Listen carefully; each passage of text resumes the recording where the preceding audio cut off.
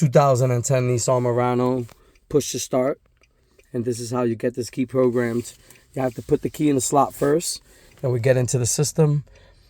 We go all keys lost. Okay. We're going to go ahead and open the door. We're going to go ahead and close the door. And this is Luzerne Auto Locksmith in Wilkes-Barre, Pennsylvania, Northeast Pennsylvania. And we already have the key inserted into the slot, which is the slot is right here on the 2009, 2010 Nissan Murano. All right. So now it's establishing vehicle communication.